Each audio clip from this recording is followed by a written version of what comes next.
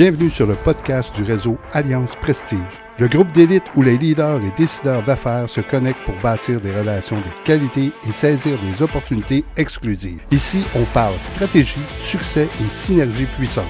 Des contacts de valeur, des échanges impactants, une communauté d'exception. Réseau Alliance Prestige, l'élite du réseautage. Alors, bonjour tout le monde et bienvenue à notre nouvel épisode du podcast de Rap. Salut André. Salut Serge. Toujours en forme? En pleine forme. En pleine forme. Hey, on n'est pas supposé donner de temps d'être un peu, comment je pourrais dire, qu'on essaie de laisser planer le temps, mais ça commence à sentir le printemps dehors. Là. Hein? Je suis content. Je suis content que j'en parle. Ça veut dire que les motos... Oh, on est avec les sorties. Absolument. Ça va être un autre sujet sur OP. Oui. On fera un podcast sur le bord d'une plage en moto. Oh que oui. On penserait à quelque chose. Oh que oui. Pour vous dire aussi que le podcast est commandité par Seralex Photo Vidéo et anci.coach. Puis si jamais ça vous intéresse de participer à nos podcasts ou de commanditer, ben vous êtes les bienvenus. Je voudrais aussi vous dire de ne pas oublier de vous inscrire à notre chaîne YouTube Réseau Alliance Prestige, où là, vous allez avoir tous les podcasts, ainsi que des portraits de certains entrepreneurs qui font partie du réseau déjà. Donc, ça vaut la peine d'aller s'abonner, cliquer là-dessus, puis... Big time. Ouais, partager surtout nos podcasts. Hey, aujourd'hui, André, on va avoir un autre bon sujet, je pense. Je pense pas, je suis pas mal sûr, parce que c'est quelque chose que ça fait pas des lunes que je fais, mais que j'ai commencé à mettre à mon agenda. C'est l'importance de la planification annuelle pour un entrepreneur ou une entreprise. Je veux juste mettre en perspective une chose. Je me mets pour notre discussion, je me mets dans la peau d'un banquier. OK? OK. All right? Le banquier demande à son entrepreneur si... à quelque part, il y a des marges de crédit, etc., avec l'entrepreneur. Lui, il demande une planif, il veut avoir un forecast. Ouais. OK? Qu'est-ce qu'il y a dans le windshield? Ouais. OK, en avant de lui. OK? Puis, cet entrepreneur-là est jugé sur la justesse et la pertinence de ce qu'il va mettre sur ces chiffres-là, sur ces tableaux-là. OK? Parce que le banquier, lui, analyse tout. Un tableau. Oui, c'est ça. OK? Maintenant, ça, c'est le côté financier. Ce qui est plate pour un entrepreneur, OK? C'est de prendre du temps pour pouvoir regarder dans le windshield parce que ça l'oblige à faire un constat. Ouais. Un constat opérationnel, un constat commercial, puis surtout, OK? Ce que je dis toujours, quand tu regardes dans ton windshield, tu as une petite patente qui t'apparaît en haut qui s'appelle un miroir. Ouais. Bon, ce miroir-là, il n'est pas là pour rien. Non, il n'est pas là pour rien parce qu'il prend 6% peut-être d'espace dans ta vision, dans ton windshield, mais il te donne 100% de ton historique opérationnel financier. Exactement. Okay? Donc, il faut que tu te serves de cet historique-là pour faire un constat, pour faire un état de situation. Mais au-delà de ça, quand tu regardes dans le windshield, si tu es en pleine maîtrise, en plein contrôle de ton entreprise, tu le sais ce que tu as, je dis en anglais, à forecaster, là, à mettre dans le pipeline, OK, pour être certain, parce qu'il ne faut pas oublier une chose, on vit tous avec des frais fixes, on vit tous avec des variables. Donc, ce qui est important, c'est de gérer et de savoir gérer ces fixes-là. OK? Puis de savoir en dedans de combien de temps qu'on est capable de couvrir ces fixes-là annuellement. Donc, ça prend une planif commerciale, une planif opérationnelle du même type. Oui, surtout, tu sais, mettons, ces temps-ci, il faut que tu saches où tu t'en vas, là, avec toute l'incertitude qui se plane partout, sans tomber dans la politique. Il faut que tu saches où tu t'en vas là, quand tu as une grosse business. Là. Le gros défi que les entrepreneurs ont de ce temps-là, c'est qu'ils ont le constat d'où ils sont en date d'aujourd'hui, mais ils ont fuck all d'idées.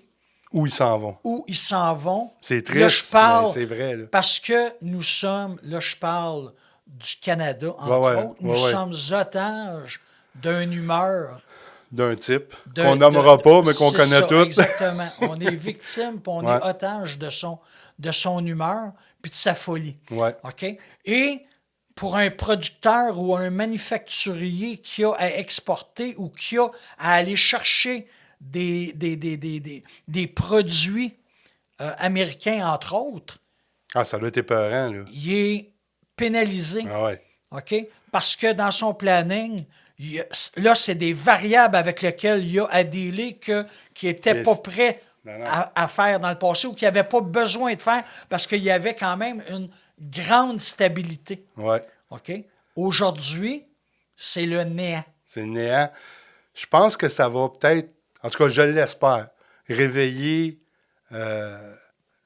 certaines... Conscientiser certaines entreprises pour dire, hey, il n'y a pas juste là que je peux faire de la business. Mais déjà, on sent le vent de changement. Oui, puis je suis content. Je suis content de voir ça, qu'il y a un changement. Mais là, on va pas s'éterniser là-dessus. chirer sa politique, là. Fait que l'important... Tu sais, tantôt, tu disais l'importance de voir dans ton windshield puis de regarder dans le rétroviseur. Moi, regarder dans le rétroviseur, je faisais jamais ça avant. OK? Depuis 2 ans... Donc, tu gérais un compte de banque. Ben, ouais, exactement ça. Depuis 2 ans, quand j'arrive à ma fin d'année, je regarde tout ce que j'ai fait et j'analyse, on va le dire d'abord, j'analyse qu'est-ce qui était payant et qu'est-ce qui ne l'était pas. Okay. Ou je mettais du temps en trop, ou j'en mettais moins puis c'était plus rentable. Donc, la planif, ça fait partie. Exactement, de ça. Le constat, l'analyse, ça fait partie. Mais je me rends compte depuis que je fais ça que j'avance plus vite. Tu vois plus clair. Plus clair. Oui, c'est ça. En voyant plus clair, on avance plus vite. Tout à fait. Dans la brume, on n'avance pas, mais quand il fait soleil, bingo. On roule plus vite. Ce que j'aime dans ton propos, là, je ne sais pas depuis combien de temps que tu fais ce constat-là. Ça fait 2 ans. Là, ça fait seulement 2 ans. Oui, ça fait 2 ans. Tu sais, il n'est jamais trop tard de bien faire. C'est ça, je me dis. Sauf qu'il faut que tu comprennes une chose. Cette récurrence-là annuelle que tu te dois de faire, OK? Ça, c'est au même titre qu'un agenda ou au même titre qu'un ordre du jour. Tu te dois de créer, de planifier. C'est une année fiscale qui se termine au 31 décembre de chaque année. Tu te dois, à partir de octobre-novembre, OK, de préparer une réflexion stratégique de ce qui s'en vient. De l'année qui s'en vient. Donc, ça veut dire quoi? Ça veut dire d'interpréter avec tes gens, de faire le constat opérationnel des mois qui ont précédé, OK? Ou des mois courants. Tu te dois, après ça, de mettre en place la planif stratégique. La planif stratégique, elle sert à quoi? Elle te sert à être certain que ce que tu entreprends comme défi, que tu es en maîtrise de ce défi-là. De l'atteindre, oui, c'est exact. ça. Après ça, ça s'appelle un plan d'action. Ce plan d'action-là, tu te dois d'avoir des KPI, des milestones. Quand tout ça, c'est bien contrôlé et maîtrisé, OK, que je sois banquier ou que je sois prêteur ou que je sois investisseur, c'est important pour moi de savoir que tu es en maîtrise de ta raison d'être. Oui, c'est ça. Tu comprends? Oui. Parce que tu es un citoyen corporatif, tu es responsable aussi de ceux qui travaillent avec toi et pour toi. Exactement. OK? Fait que ça, c'est... Ce serait quoi les points... Mettons que moi, j'en fais pas de planif. Je n'ai jamais fait de planif. Oui. Là, je dis, OK, là, j'écoute le podcast, puis je me dis, faut que je m'y mette, il faut que je fasse de quoi. Je commence où? C'est quoi le premier but à pas atteindre? À atteindre, oui, c'est ça. Écoute, c'est pas compliqué. Il y a différentes techniques qui existent. Il y a différentes compagnies qui existent qui peuvent venir accompagner un entrepreneur qui n'est pas au fait de comment que ça se fait. OK. Et pour aider ces gens-là à pouvoir les accompagner, les prendre par la main, là, puis de leur dire vraiment, OK, voici où tu en es. OK? Maintenant, dis-moi à quelle place que tu vas aller. Puis là, il y a des techniques. OK? Il y a des logiciels qui existent. Il y a des aides. Il y a des compagnies qui sont là pour aider, pour faire ce travail-là. OK? Maintenant, si tu es une éponge comme entrepreneur puis que tu as soif d'apprentissage, mais écoute, tu l'as fait une fois, ça te donne un maudit bon canevas pour les années qui vont suivre. OK? Maintenant, Les gens qui ne le font pas, il y a 2 raisons. Soit qu'ils sont bien au-dessus de leur affaire. Ça va bien, ils n'ont pas moyen de dire. Ça va super, qui pensent que ça va super bien. Puis tu reconnais ces gens-là quand il leur arrive un pépin. Ceux qui sont pas à l'affût d'une bonne planif. Parce que quand tu gères un compte de banque, puis que l'argent rentre, puis qu'il n'y en a jamais de problème, là, tu t'en vas à la machine, tu t'en vas au guichet automatique, là, puis... Ouais, il n'y a pas de trouble. Tu sors, il n'y en a pas de problème. C'est quand que la merde pogne dans la fan que là, c'est là que ces gens-là tombent sur un mode panique, OK, puis qu'ils ne savent pas du tout pourquoi que ça leur arrive. Ouais. OK? Ça, c'est le premier point. Le deuxième point, c'est l'entrepreneur, avec son ego, a une maudite peur de faire challenger sa compétence de gestion sur son entreprise. Ouais, c'est ça. Ça arrive, ça. Ça peut être tous d'excellents gestionnaires jusqu'au moment où il leur arrive un pépin.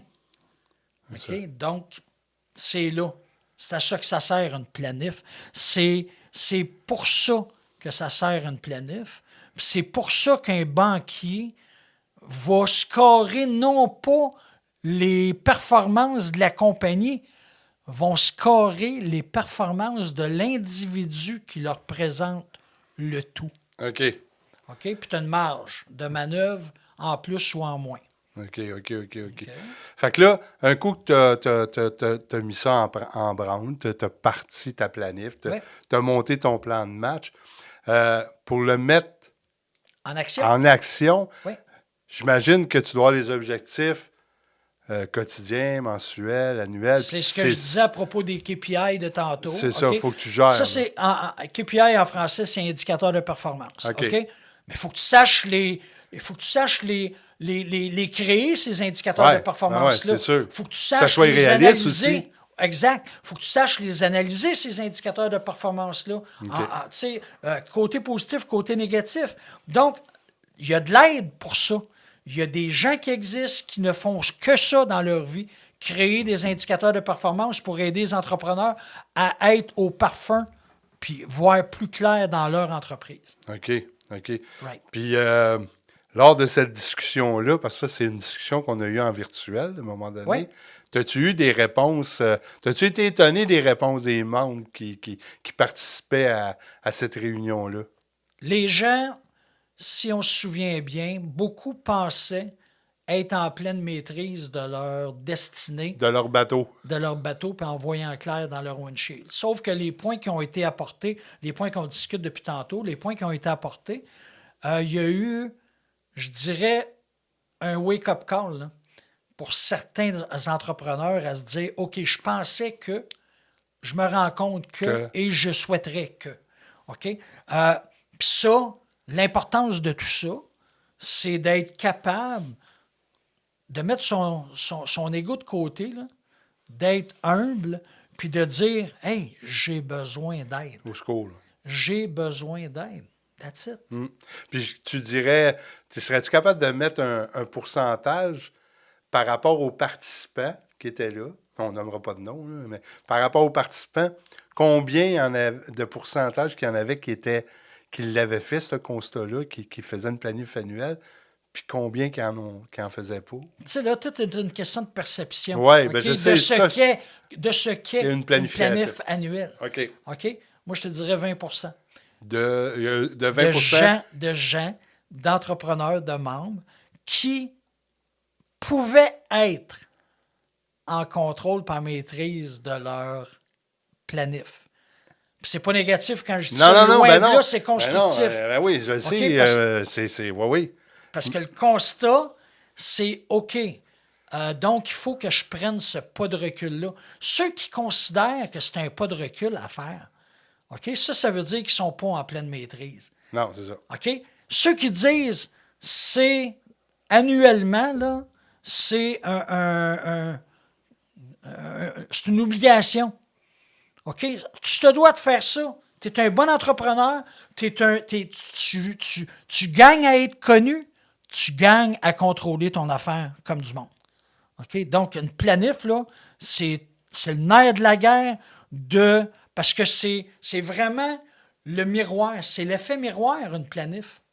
Tu sais, les KPI qu'on parle, c'est l'effet miroir de ta compréhension et de ta connaissance de ton marché, de ta compagnie et de tes clients, par exemple. OK. Fait qu'en conclusion, il faut vraiment faire ça à chaque année. Il faut vraiment être assidu à ça, faire une planification. Si on veut que notre entreprise soit saine, mais qu'elle grandisse aussi. Là. Parce que si on ne fait pas ça, on pourra... En tout cas, on va avoir plus de difficultés à faire grandir la business. Que tu sois travailleur autonome Ouais. ou que tu sois propriétaire d'une entreprise de 500-600 000 employés, peu importe, cet élément-là annuel se doit d'être fait. Se doit d'être fait d'une façon cohérente puis d'une façon la plus efficace et honnête possible. OK. Fait que, tirez-en vos conclusions. Comme je vous dis, c'est tout le temps des sujets... On a tout le temps des sujets intéressants parce que c'est des choses que la plupart vont pas penser. Ou comme tu dis, pensent qu'ils le font, mais qu'ils le font peut-être pas correct. Donc, c'est des sujets qui sont discutés tout le temps lors de nos réunions virtuelles ou nos déjeuners. Exact. Puis il n'y a pas de gêne à ces discussions-là. C'est ça qui est le fun. Le réseau existe pour cette raison-là.